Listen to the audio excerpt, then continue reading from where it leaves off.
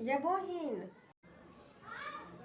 जति कुम्भ नहाय लए जति तऽ चलत हम काल्हि जाइ छियै देखै छियै की होइ छै तऽ साँझ तक हम अहाँके कहि देब ठीक छै कहि दिहैथ।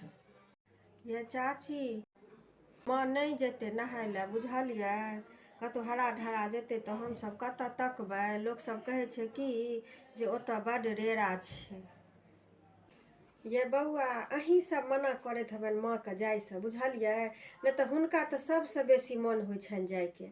जाउ नहीं जा दियौन बौआ हम तऽ बैगो तैगो सैतलहुँ हम तऽ जेबे करब। हेलो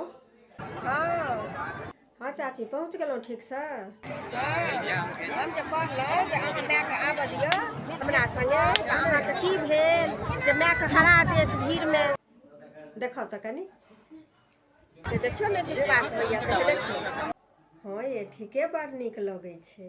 देखियौ कनि कते मेला छै चारू दिस हे देखियौ कनि हे देखियौ सौंसे देखियौ ने केहन पायल वाला आयल छलै एखने बेचै लए घिरनी वाला की कहाँ मारि रंग बिरंग के छै बेचै लए आयल। बड्ड मेला छै कियो ने हरेलैया कोनो ने चिंता देखियौ ने गंगा चारू दिस एकदम पवित्र बहि रहल छै। हमसब तऽ केहन सुन्दर नहेलहुँ हैं। हाँ आ वीडियो कॉल राखू।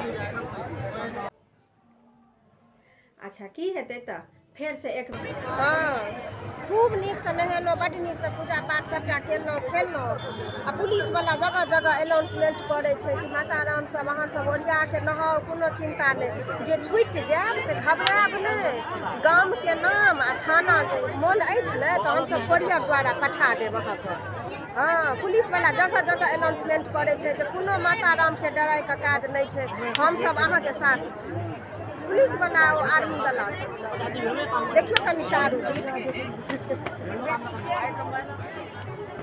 देखियो फेर देखा दै छियै देखियो चारू दिस हे देखियो केहन मेला एहन मेला भव्य हेतै। फेर से एक बेर सब गोटा चलि जायब हमर माँओ चलि जेतै।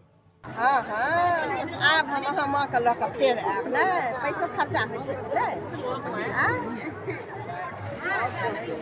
चलू ठीक छै राखू आ फेर जहिया कुम्भ लगतै तहिया आयब।